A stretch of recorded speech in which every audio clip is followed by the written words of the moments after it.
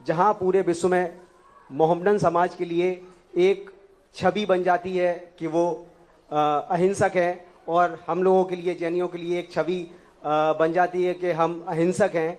वहीं उनके ग्रंथों में उल्लेख है कि ब्याज खाना हराम है, और कई जगह हम लोगों पे कटाक्ष कसे जाते हैं, जैनी प्याज नहीं खा सकता लेकिन ब्याज खाता है। तो महाराज जी, जैनत्व धारण करके किस तरीके से ब्याज का व्यवसाय करें, मार्गदर्शन दें। ब्याज और प्याज में बहुत अंतर है। ब्याज एक व्यापार है, ब्याज एक विनिमय है। दूसरे की आवश्यकता को पूर्ति के लिए धन देना, उसके बदले पर ईमानदारी से ब्याज लेना कोई पाप नहीं है, गुनाह नहीं है। पाप कब है?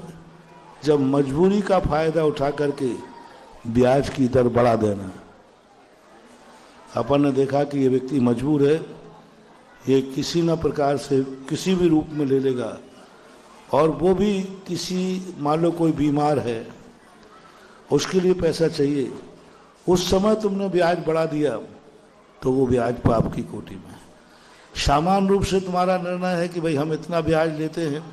हाँ, यदि किसी जुआरी के लिए तुम्हें पता चला कि जुआ के लिए पैसा ले जा रहा है और मैं मना कर नहीं सकूंगा, तो फिर जरूर 100 रुपया सैकड़ा में देना चाहिए। जुआरी को कितने में, शराबी को कितने में?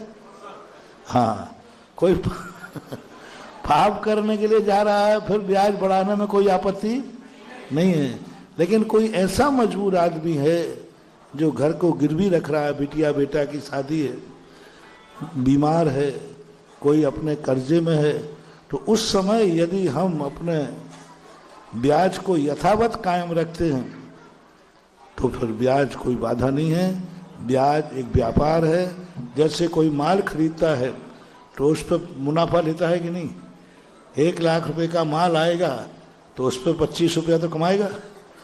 तो ये भी एक मुनाफा है। 1 लाख तुम्हें दे दिया, मुनाफा कमा रहा है। तो हमारे आगम में कहीं भी ब्याज का निषेध नहीं आया, कहीं नहीं लिखा ब्याज के संबंध में ब्याज पाप है। ब्याज एक व्यापार है।